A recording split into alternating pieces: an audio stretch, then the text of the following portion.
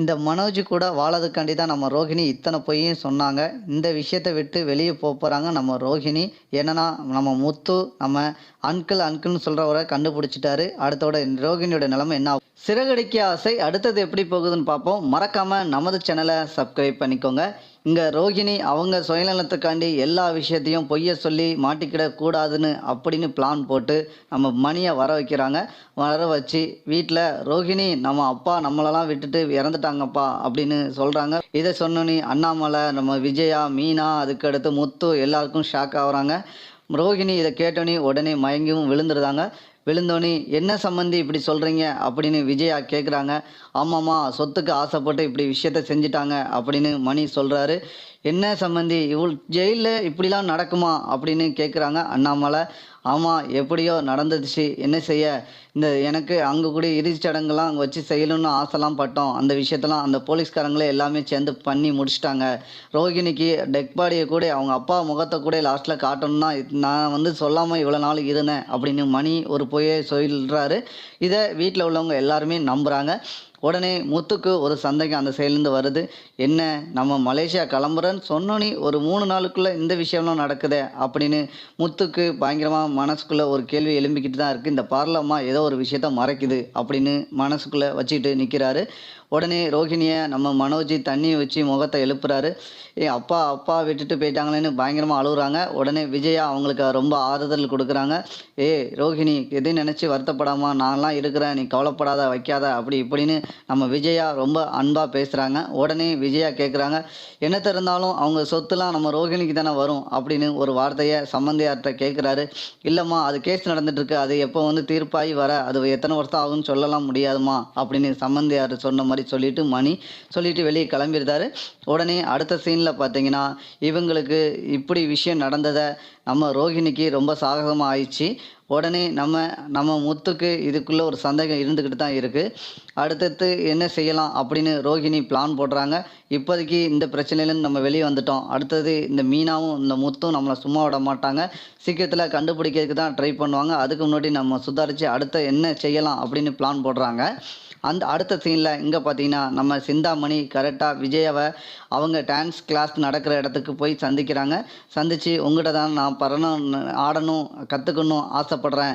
உங்களை பற்றி நிறைய எங்கள் குழந்தைகள்லாம் எங்கள் வீட்டு பக்கத்தில் கூடிய குழந்தைகள்லாம் அங்கே வந்து கற்றுக்கிட்டு உங்களை பற்றி தான் பெருமையாக பேசுகிறாங்க அப்படின்னு நம்ம சிந்தாமணி நம்ம விஜயாவை அப்படியே ஐஸ் வைக்கிறாங்க. உடனே விஜயாவும் ஆமாம் அப்படி இப்படின்னு சொல்லிட்டு ரொம்ப சந்தோஷம் அப்படின்னு மாதிரி பேசுகிறாங்க. பேசி முடிச்சோன்னே பார்த்தீங்கன்னா உங்கள் பொண்ணு நீங்கள் என்ன ஒர்க் பண்ணுறீங்க என்ன இருக்கீங்க அப்படின்னு நம்ம விஜயா கேட்குறாங்க. விஜயா கேட்டோன்னே உடனே சிந்தாமணி சொல்கிறாங்க, நான் இந்த பூ டெக்கரேஷன் இதே மாதிரி கல்யாண மகால் இதெல்லாம் பண்ணுவேன் அப்படி இப்படின்னு சொல்கிறாங்க. சொல்லி முடிச்சோன்னே பார்த்தீங்கன்னா விஜயா ஆமாம் என் வீட்டில் ஒருத்தி இருக்கிறா அவளும் இப்படி தான் பண்ணுறா அப்படின்னு சொல்ல ஆரம்பிக்கிறாங்க.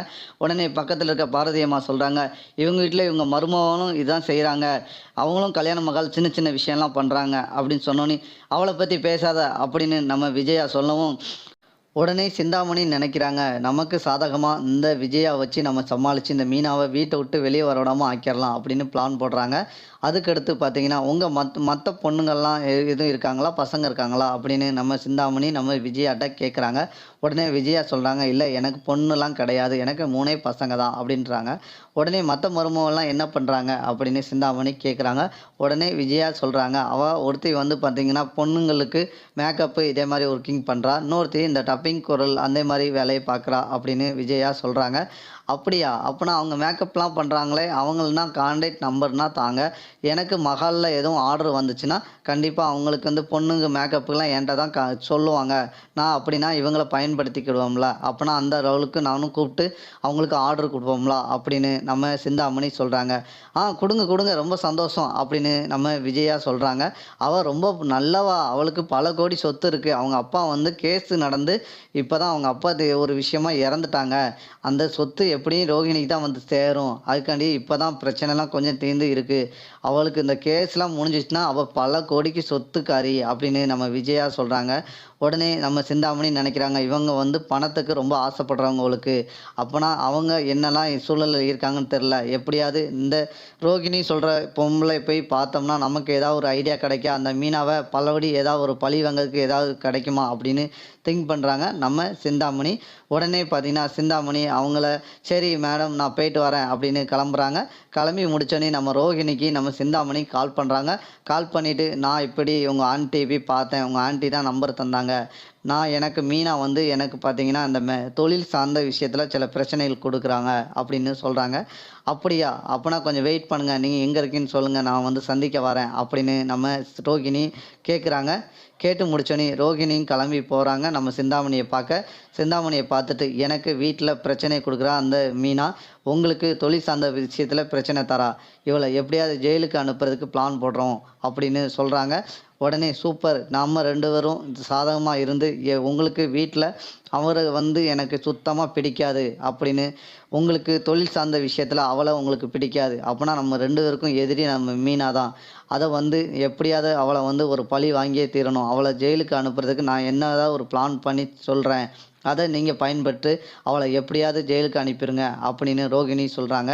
அப்போனா நான் ஏதாவது ஒரு பிளான் போடுறேன், வெயிட் பண்ணுங்கள், இதுக்குன்னு ஒரு சம்பவம் ஏதாவது ஒரு விஷயம் நடக்கும், இவள் எப்படியும் அடுத்த ஏதாவது ஒரு மகாலில் ஆர்டர் எடுப்பா, அங்கே எடுக்கும் போது ஏதாவது ஒரு சம்பவம் நமக்கு நடக்கும் போது அந்த பிரச்சனையாக்கி அவளை எப்படியா ஜெயிலுக்கு அனுப்பிடுதேன் அப்படின்னு சிந்தாமணி சொல்கிறாங்க. உடனே ரோகிணிக்கு ஒரு சந்தோஷமாகுது, எப்படியாவது இவளை ஜெயிலுக்கு அனுப்பிட்டா அடுத்தது முத்து தான் அப்படின்னு பிளான் போடுறாங்க.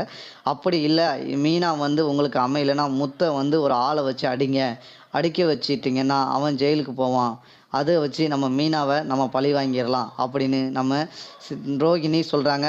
சரி எதுனாலும் செஞ்சிடலாம், அது நீங்கள் எடுக்கிற முடிவு தான், எனக்கு பார்த்துட்டு தகவலை சொல்லுங்கள், நம்ம சீக்கிரத்தில் இந்த மீனாவை பழி வாங்காமல் விடக்கூடாது அப்படின்னு சிந்தாமணி சொல்கிறாங்க. கண்டிப்பாக நம்ம வந்து இவங்க 2 பேரையும் பழி வாங்காமல் விடக்கூடாது அப்படின்னு ரோகிணி சொல்கிறாங்க. இப்படி தான் நண்பர்களே அடுத்தடுத்த எபிசோடு போகுது. இந்த வீடியோ பிடிச்சிருந்தால் லைக் பண்ணுங்கள், ஷேர் பண்ணுங்கள்.